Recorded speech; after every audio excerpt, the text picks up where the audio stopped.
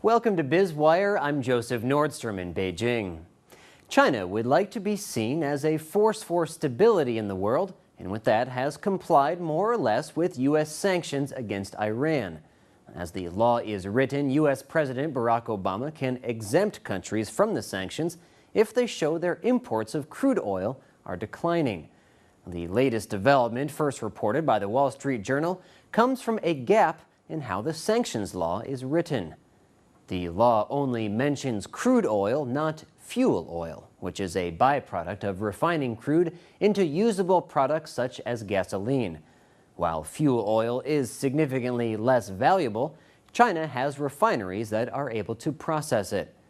The journal reports that Chinese customs data shows that after buying less than $1 million worth of fuel oil in all of last year, China imported Iranian fuel oil valued at nearly $500 million in just the first 7 months of this year. Complying with the sanctions, China has imported 3.3 million fewer barrels of Iranian oil in the first 7 months of this year compared with the same period a year earlier. Crude imports so far this year are valued at $9.5 billion, down $850 million from a year earlier as a result of both lower volumes and oil prices.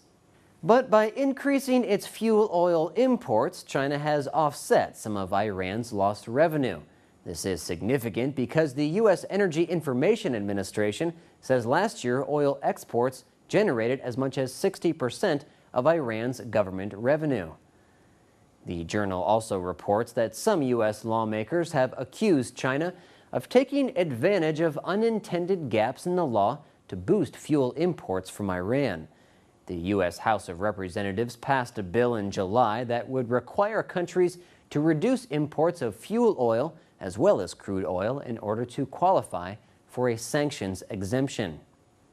The Obama administration is said to be taking a more cautious approach. A State Department official said the department is tracking the situation, but has determined China is cutting its petroleum purchases and reducing the amount of money transferred to Iran. Another major buyer, India, showed a 26% decline in Iranian imports, but signaled this month that it may need to buy more oil from Iran. Indian imports had fallen dramatically since March because European insurance firms, fearful of U.S. sanctions against themselves, stopped insuring Iranian petroleum exports to Indian refineries. The Indian government, however, may step in to offer the insurance itself. Reportedly, Iran is also offering to insure. Another aspect to this story is that India's rupee has fallen 11% against the dollar in the past year, in part because of its large budget deficit.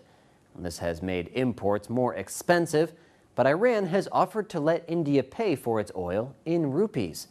This could prove irresistible to India, as this would effectively lock Iran into spending that money on Indian goods and services.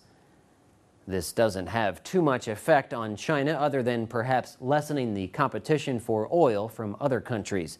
It also makes China look like it takes the sanctions more seriously. Analysts point out, however, that while China is complying with sanctions, there isn't much America could do if China changed its mind. And China would like to be seen as a responsible member of the global community, but there will never be a dull moment in watching how this new great game will play out. You're watching Biz Wire on the Blue Ocean Network. All of our stories can be seen on our website, BONTV/biz-wire. In just a second, we'll continue with more insight into the big picture of China's economy.